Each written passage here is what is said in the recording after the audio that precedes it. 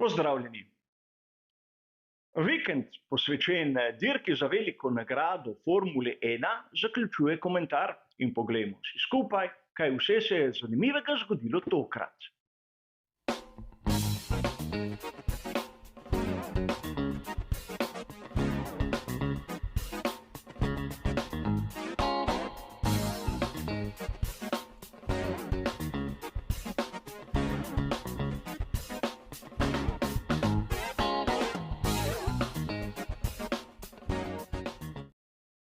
Kot običajno bo tudi tokrat komentar velike nagrade Združenih držav Amerike razdeljen na dva ločena dela.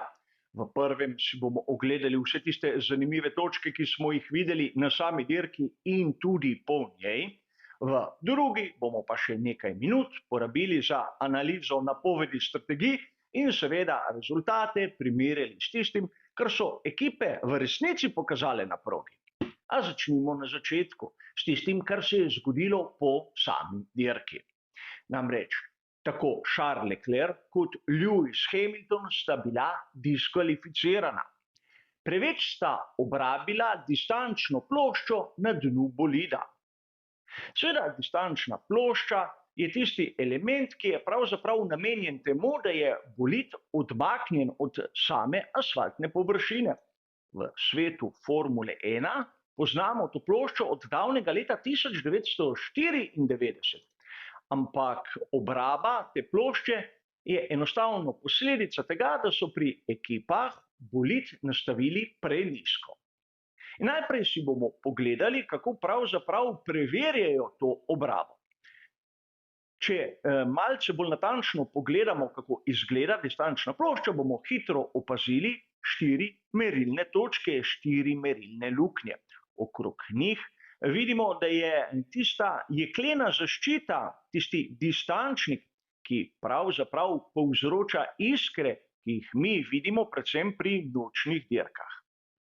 In pravzaprav po končanih aktivnostih za veliko nagrado tehnični delegati opravijo tiste rutinske meritve, naprimer tehtanje vozila, pregledajo širino, višino in tudi obrabo dna. Imajo posebno šablono, ki jo vstavijo v 4 kontrolne luknje, dvignejo bolid in enostavno pogledajo, kolikšna je razdalja, kolikšna količina žarkov, svetlobe pride med obrabljenim dnom in seveda tisto osnovo šablone, ki nekako pomaga pri meritvah.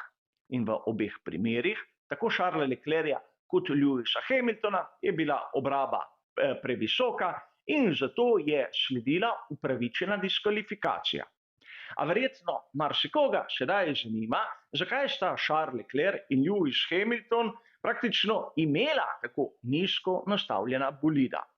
Niže kot je bolid, bolj sta učinkovita oba Venturijeva kanala, ki se nahajata na samem dnu.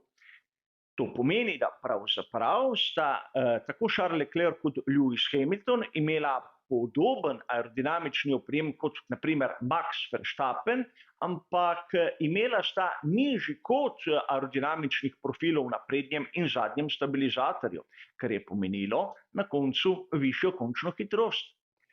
In to je bilo moč zapaziti tudi na nekem grafu, ki sem vam ga pokazal v zadnjem briefingu. Če se spomnite tega prikaza. Tu je razmerje med povprečno in najvišjo končno hitrostjo, ki jo je imel posamezni voznik. In vidimo, da Max Verstappen, kar sem tudi omenil v zadnjem briefingu, ima izjemno visok stolpec, kar pomeni posledično visok zračni upor in lahko sklepamo, da je imel nastavitve prednjega in zadnjega stabilizatorja takšne, da sta oba dela generirala več zračnega upora, zato nižja končna hitrost in seveda pri Leclercu je bila zadeva obratna. Lepo je sklepati o teh stvareh v bistvu potem, ko smo dobili vse podatke in dvomim, da bi prišel do takšnih zaključkov, ukolikor Leclerc in Hamilton ne bi bila diskvalificirana, ampak lep primer, kako lahko mi, navdušenci, tudi takšne podatke interpretiramo.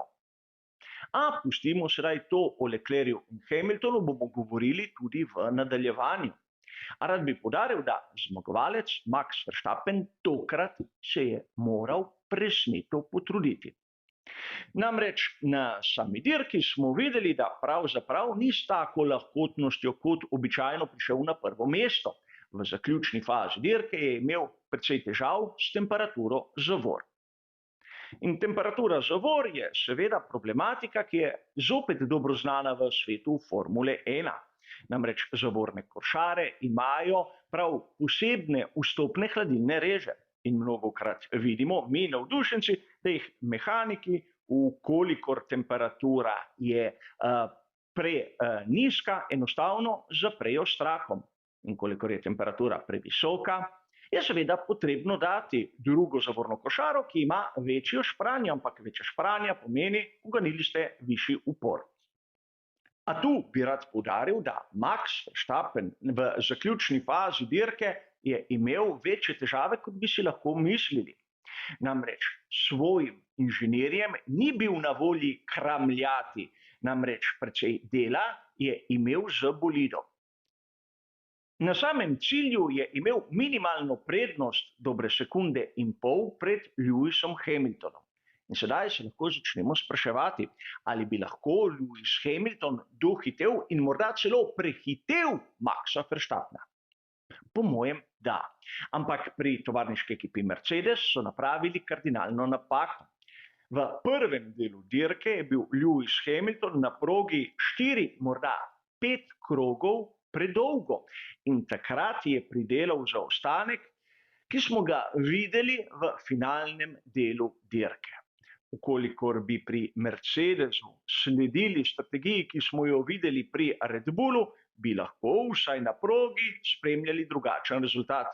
To ne bi spremenilo končnega vrstnega reda zaradi diskvalifikacije, ampak vseeno zanimivo za razmisliti.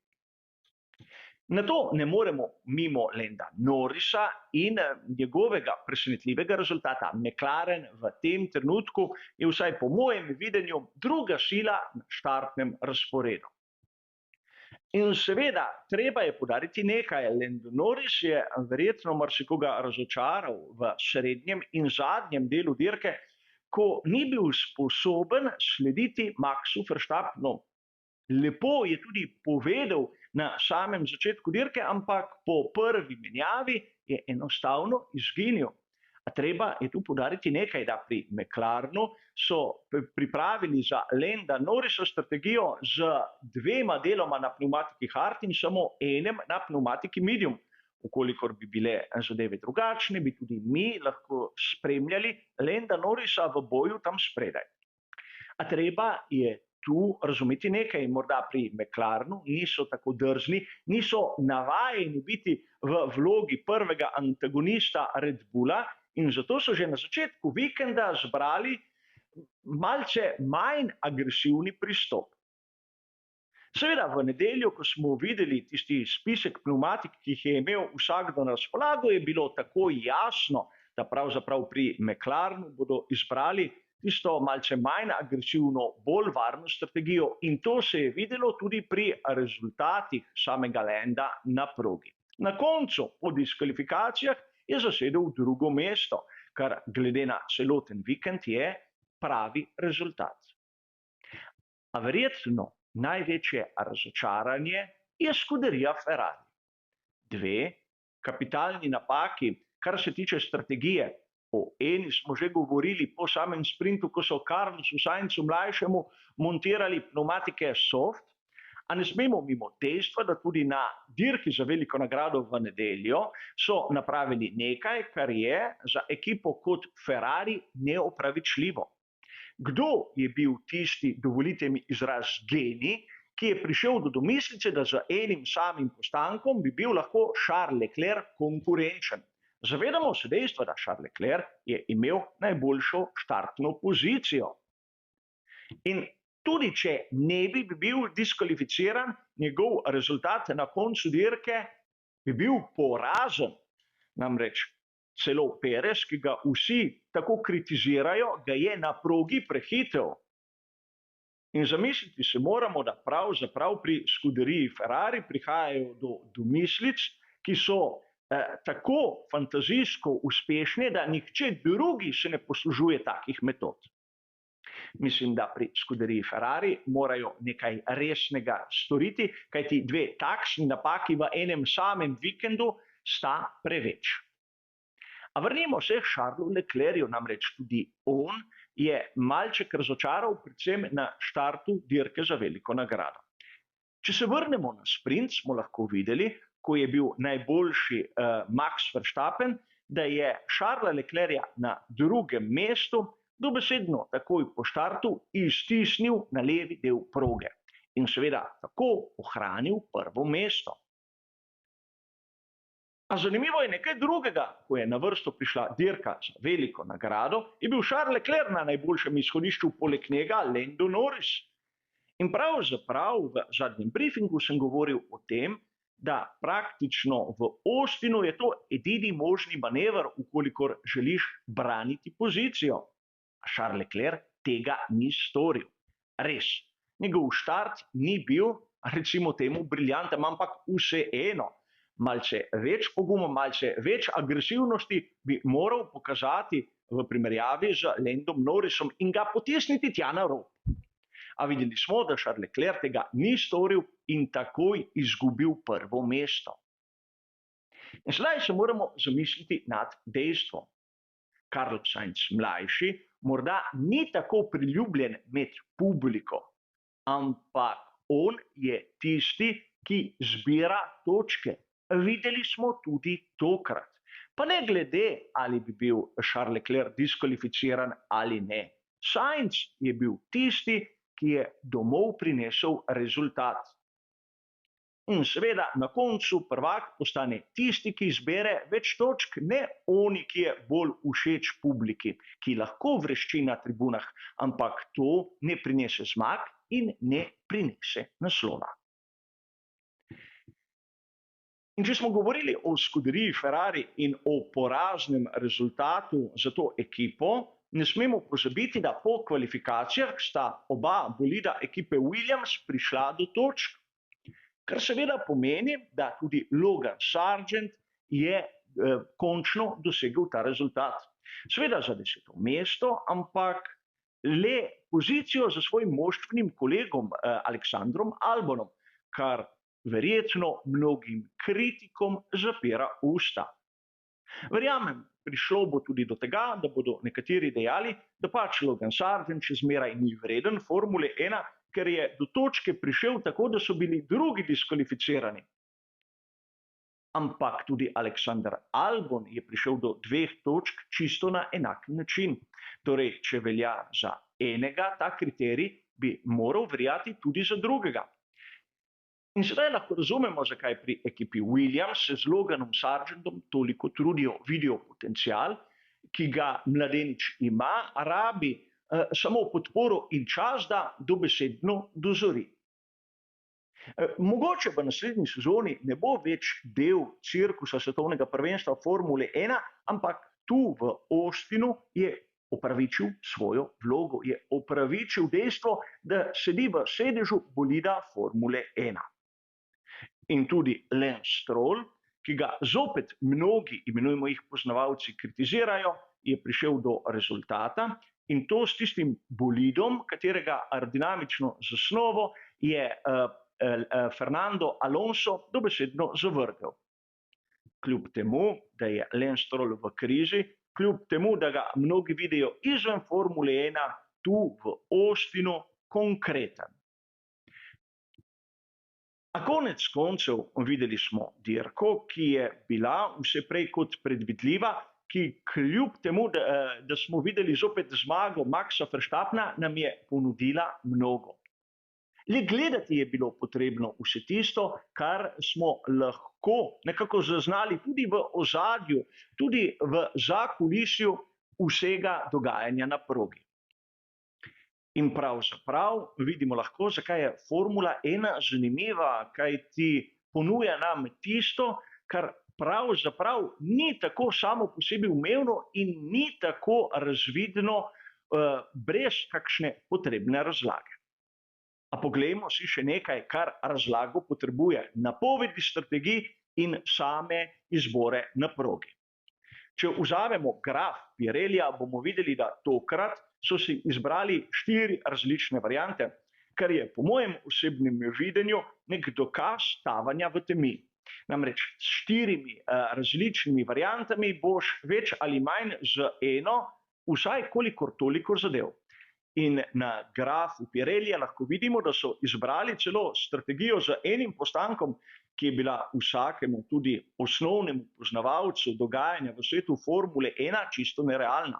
Videli smo to pri Charlesu Leclercu, pri Danielu Ricciardu in seveda zavedati se moramo, da pravzaprav pnevmatike so zdržale razdaljo, ampak ritem je bil porazen in tu ne bi izgubljal več besed. A po drugi strani, če primerjamo tisto, kar so pokazali pri Pirelliju, s tistim, kar sem napovedal sam, lahko vidimo, da prva in druga varianta sta precej podobni. Pustimo sedaj vrstni red delov, s katerimi so bili vozniki na progi. In seveda, sedaj, ko smo razumeli, da prva in druga varianta sta bili edini realni, lahko tudi razumete, zakaj v zadnjem briefingu sem dejal, da moja tretja varianta je tam v bistvu samo zaradi števila. A poglejmo si nekaj zanimivega, kako so pri ekipah interpretirali samo dirko. Poglejmo si strategijo zmagovalca Maxa Verstappena. Del na pnevmatiki medium, del na pnevmatiki medium, del na pnevmatiki hard. In to ni bilo težko uganiti. Ampak poglejte razdaljo, katero je prevozil s vsakim setom. Izjemno blizu tistemu, kar sem napovedal sam. Govorimo o krogu ali 2 razlike. Torej, zopet dokaz, da se da zadeti tisto varianto, tisti stil razmišljanja, ki ga imajo inženirji na progi. In podobno bi lahko dejali tudi strategijo, ki smo jo videli naprimer pri McLarenu, torej začeti na pnevmatiki medium in 2 dela na pnevmatiki hard. A tu se vračamo na prvi del. Namreč tako pri Pirelliju, kot tudi pri moji napovedi, je bila ta varianta na drugem mestu, torej nekoliko počasnejša kot ona prva, kar smo ugotovili tudi pri spremljanju dirke Landa Norrisa.